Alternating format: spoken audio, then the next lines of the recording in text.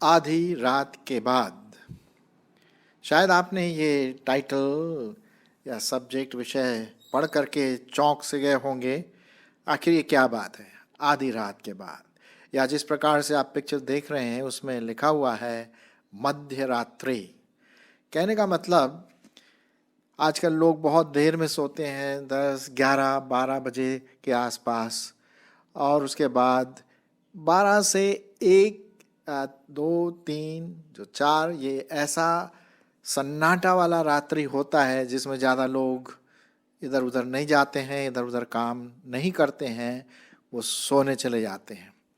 पता नहीं आप रात में कभी उठे हैं कि नहीं, ज़रूर उठे होंगे वॉशरूम जाने के लिए या किसी काम से। तो जब हम उठते हैं इस मध्य रात्रि के बाद, तो चारों तरफ सन्नाटा छाया रहता है। शायद दूर में कहीं कुत्तों की भौंकने की आवाज़ आती है या छोटी मोटी आवाज़ इधर उधर आती है, लेकिन चारों तरफ सन्नाटा रहता है। और इसी मध्य रात्रि के समय कई प्रकार की बातें होती हैं जो अंधकार से संबंधित रहती हैं, जो ईविल से संबंध रहती हैं, जो डिस्ट्रक्शन से संबंध रहती हैं। और इसी बात को ध्यान में रखते हुए आप और मैं जो विश्वासी हैं, कैसे इस मध्य रात्रि के समय को सकारात्मक रूप से हम इस्तेमाल कर सकते हैं, विशेष करके परमेश्वर की महिमा के लिए, और अपने आप को भी बचा सकते हैं। अगर हम बाइबल में देखें तो मिडनाइट या मध्य रात्रि के समय बहुत सारी ऐसी घटनाएं घटी जो और समयों में नहीं घटी। आप उदाहरण के रूप में ले लीजिए ना, जो इजिप्शियंस, जो मिस्री लोग थे, उन लोगों को परमेश्वर ने मध्य रात्रि के बाद मारा, ख़त्म किया, क्योंकि वे सच्चे परमेश्वर को नहीं जानते थे। मैं आपके लिए पढ़ूंगा निर्गमन और उसका 11वां अध्याय।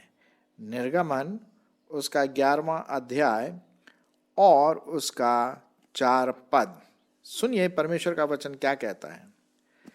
फिर मूसा ने कहा, यहोवा इस प्रकार से कहता है कि आधी रात के लगभग मैं मिस्र देश के बीच होकर गुजरूंगा, चलूंगा। तब मिस्र में सिंहासन पर विराजने वाले फिरौन से लेकर चक्की पीसने वाली दासी तक के पहलौठों, वरन पशुओं तक के सब पहलौठों ये लोग मर जाएंगे, और सारे मिस्र में बड़ा हाहाकार मचेगा, यहाँ तक कि उनके समान न तो कभी हुआ और न कभी होगा। और इस प्रकार से यहाँ लिखा हुआ है, पर इस्राएलियों के विरुद्ध क्या मनुष्य, क्या पशु, किसी पर कोई कुत्ता भी न भौंकेगा, जिससे तुम जान लो कि मिस्रियों और इस्राएलियों में मैं यहोवा अंतर करता हूँ। यही बात हम देखते हैं इसी का निर्गमन उसका 12वां अध्याय और उसका 29 पद। जरा वहाँ भी हम देख लें कि किस प्रकार से परमेश्वर इन मिस्रियों को मध्य रात्रि के बाद नष्ट करता है। निर्गमन उसका 12वां अध्याय और 29 पद। और ऐसा हुआ कि आधी रात को यहोवा ने मिस्र देश में सिंहासन पर विराजने वाले फिरौन से लेकर गड्ढे में पड़े हुए बंधुएं तक सबके पहलौठों को, वरन पशुओं तक के सब पहलौठों को मार डाला। और फिरौन रात ही को उठ बैठा और उसके सब कर्मचारी वरन सब सारे मिस्री उठे, और मिस्र में बड़ा हाहाकार मचा, क्योंकि एक भी घर ऐसा न था जिसमें कोई मरा हुआ न था। तो इस प्रकार हम देखते हैं मेरे मित्रों, मेरे भाई बहनों, कि एक नष्ट हुआ है, जातियां मर गई, डिस्ट्रक्शन हुआ। क्यों? क्योंकि इन्होंने परमेश्वर की आराधना न करते हुए दूसरे देवी देवताओं को माना। यहाँ पर हम देखते हैं ये मध्यरात्रि की बात है, ठीक है, मिडनाइट के बाद है, शायद 12 बजे के बाद की बात होगी, मुझे नहीं पता। अय्यूब जो एक परमेश्वर का सेवक था, उसने क्या लिखा सुनिए, कि रात के समय है, जब अंधकार है, हाहाकार है, सन्नाटा है, सब चुपचाप है, मौत गले लग जाती है। हाँ जी हाँ, मैं आपके लिए पढ़ूंगा अय्यूब की किताब और उसका 34 अध्याय 20 पद। 34 अध्याय और 20 पद देखिए परमेश्वर का वचन क्या कहता है। आधी रात को पल भर में वे मर जाते हैं। हाँ, आधी रात को पल भर में वे मर जाते हैं, और प्रजा के लोग हिलाए जाते और जाते रहते हैं, और प्रतापी लोग बिना हाथ लगाए उठा लिए जाते हैं। क्योंकि परमेश्वर की आंखें मनुष्य की चाल चलन पर लगी रहती है, और वह उसकी सारी चाल को देखता रहता है। ऐसा अंधकार और अंधियारा व घोर अंधकार कहीं नहीं है जिसमें अनर्थ करने वाले छिप सके। आप जानते हैं अच्छी तरह से कि सब प्रकार के अनर्थ वाले काम, मर्डर, सब प्रकार की बुराइयां, आतंकवादी, ये कब होता है? रात के समय ज्यादातर देखते हैं। प्लानिंग होती है सीक्रेट, क्योंकि कोई देख नहीं सकता ना, अंधियारा है। दिन में तो सब देखते हैं कौन कहाँ जा रहा है, रात में, मध्य रात्रि के बाद ये डिस्ट्रक्शन है। यहाँ पर हम देखते हैं न सिर्फ प्रियो शारीरिक डिस्ट्रक्शन है या शारीरिक नाश है, मरने की बात है, लेकिन आत्मिक रीति से भी इस बात का हमें ध्यान रखना है कि शैतान जो आता है वो क्या करता है, रात में जंगली बीज हमारे दिमाग में, हमारे मस्तिष्क में भर देता है। ये सही बात है। आपने अनुभव किया होगा, मेरे जीवन में कभी कभी रात को उल्टी सीधी बातें दिमाग में आ जाती है। ये कहाँ से आता है? शैतान अपने दूतों के साथ बोने आता है मध्य रात्रि या उस 12 से 3-4 बजे के बीच में, जब कोई नहीं देख रहा, कोई नहीं आसपास। मैं आपके लिए पढ़ूंगा मत्ती रचित सुसमाचार उसका 13 अध्याय। यहां पर हम देखते हैं एक उदाहरण प्रभु यीशु मसीह देते हैं कि स्वर्ग का राज्य उस मनुष्य के समान है जिसने अपने खेत में अच्छा बीज बोया। अच्छा बीज बोया, ठीक है। यह हम पाते हैं मत्ती रचित सुसमाचार उसका 13वां अध्याय 24-25 पद। पर जब लोग सो रहे थे, जी हाँ, वही अंधियारी वाली बात आ गई। जब लोग सो रहे थे तो उसका बैरी आकर गेहूं के बीच में जंगली बीज बोकर चला गया। जंगली बीज, जंगली विचार, पापी विचार, अपवित्र विचार हमारे जीवनों में कभी कभी शैतान लाता है, चोरी से, चुपके से हमारे दिमाग में लाता है, जब अंधकार में हम चारों तरफ सराउंडेड बाय द डार्कनेस। और जब अंकुर फूटता है, यहाँ लिखा हुआ है 26वें पद में, तो जो गेहूं बोया था गेहूं भी निकलता है, साथ साथ में जंगली पौधे में निकलते। जंगली पौधे कहाँ से निकले? अरे साहब, वो एनिमी आया था ना, शत्रु आया था, उसने बोया। मेरे मित्रों, मेरे भाई बहनों, आपको और मुझे होशियार रहना है कि हम इस प्रकार के जंगली बोने वाले से होशियार रहें। वो हमारा शत्रु है। वो हमारे बीच में गलत गलत धारणाएं, विचार रात के अंधेरे में ज़्यादा डालता है। दिन में हम बिजी रहते हैं, है ना। रात में जब सब चुपचाप है और हम सो नहीं पा रहे हैं, तो उल्टे सीधे बीज, उल्टे सीधे विचार जो परमेश्वर के वचन के अनुसार नहीं है, अपवित्र विचार वो डालता है। क्या कभी आपने ऐसा अनुभव किया? मैंने किया, और एकदम से परमेश्वर की आत्मा ने कहा होशियार। तो ये अंधकार के समय, क्यों? क्योंकि हमारा जो मल युद्ध है ना, हमारा जो मल युद्ध है वो अंधकार के हाकिमों से है। इफिसियों उसका 6 अध्याय और 12 पद। इफिसियों उसका 6 अध्याय और 12 पद क्या लिखा हुआ है? क्योंकि हमारा यह मल युद्ध लहू और मांस से नहीं, परंतु प्रधानों से और अधिकारियों से और इस संसार के अंधकार के शासकों से है, उस दुष्टता की आत्मिक सेनाओं से है जो आकाश में। रात में जब विशेष करके आपको और मुझको नींद नहीं आती है 12 बजे के बाद, और हम इधर उधर टहलते हैं, तो बहुत परेशानी होती है। हाँ, और इसी अंधकार के समय कुछ ऐसे बीज एनिमी, हमारा शत्रु, हमारे दिमाग में डाल सकता है। तो हमें होशियार रहना है। मैं आपको बताऊंगा कि हम कैसे होशियार रहना है। एकदम से हमें प्रार्थना करना है, एकदम से प्रार्थना करना है। प्रभु, अपने हाथों को उठा करके, प्रभु ये जो विचार मेरे मन में आ रहा है, यीशु मसीह के नाम से निकालता हूँ, निकालती हूँ एकदम से। क्योंकि हमारा जो मलयुद्ध है वो अंधकार के हाकिमों से है, शासकों से है, इविल स्पिरिट से है, बुरी आत्माओं से है। जी हाँ, तो हमें बहुत होशियार रहना है, विशेष करके मिडनाइट, जब बीच रात्रि के बाद 3-4 बजे तक। ये एक ऐसा समय है जो शैतान कभी कभी डिस्ट्रक्शन हमारे जीवन में आत्मिक रीति से ला सकता है। हमें इसके लिए होशियार रहना। क्यों? क्योंकि हम और आप ज्योति के संतान हैं, अंधकार के संतान नहीं है।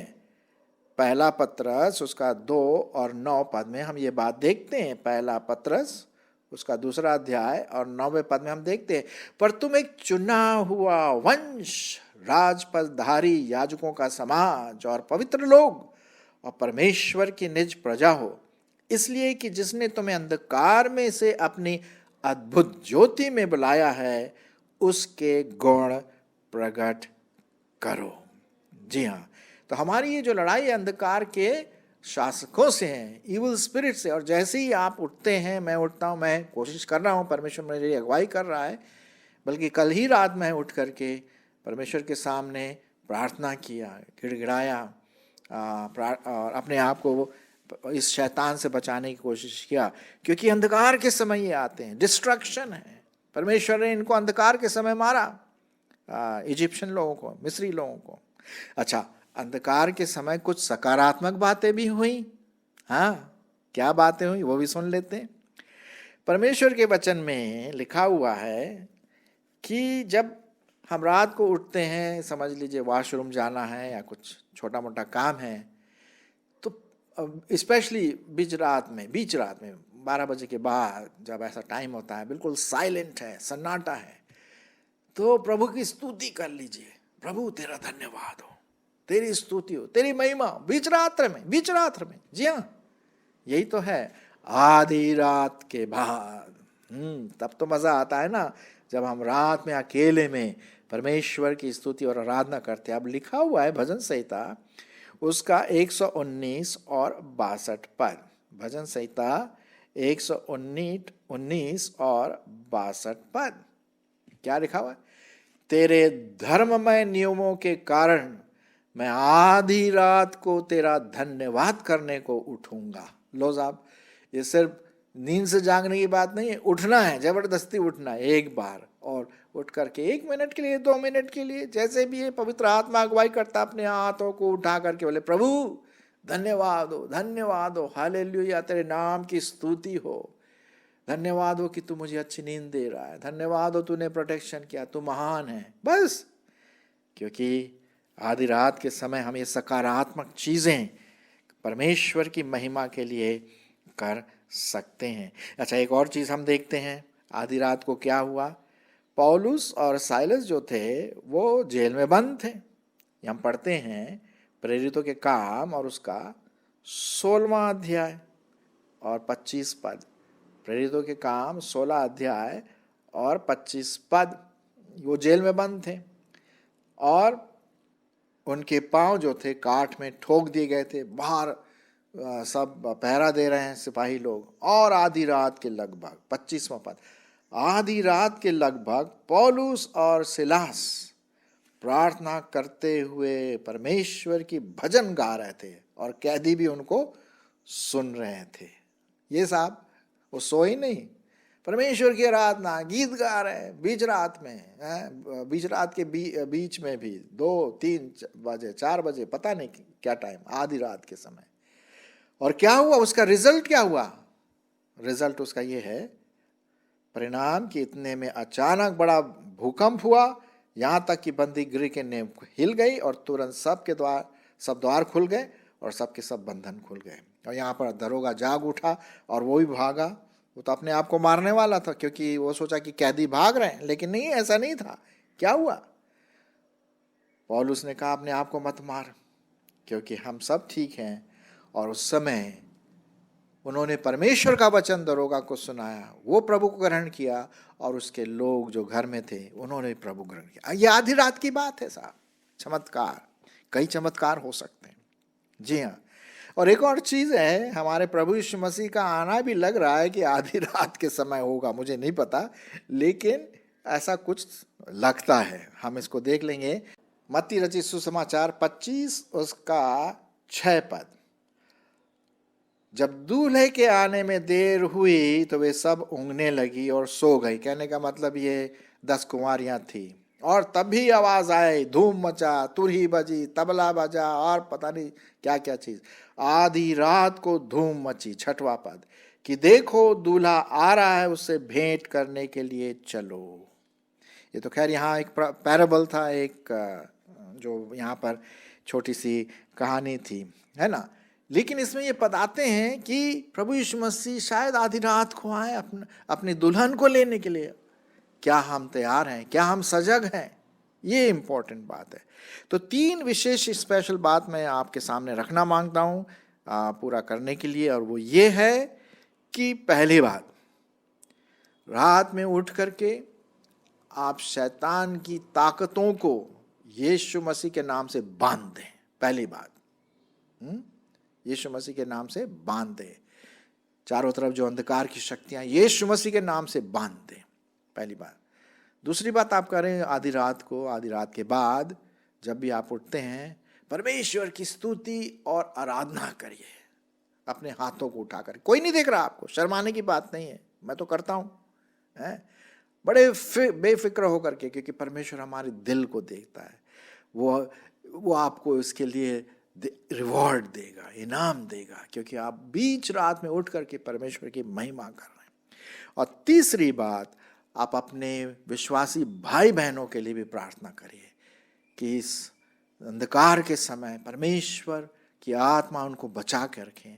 अगर कोई मुश्किल में फंसा है, प्रभु जी तेरे हाथ में इन विश्वासी भाई बहनों को सौंपती हूँ, ऐसी प्रार्थना करिए।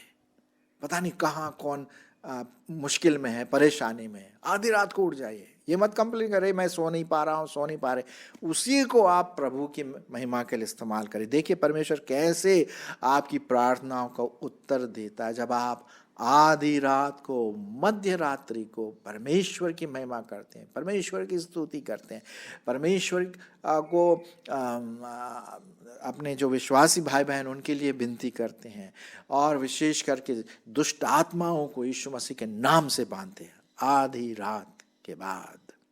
आइए आज से हम ऐसा ही करें, परमेश्वर अगुवाई करे, जब भी मौका मिलता है ऐसा करें।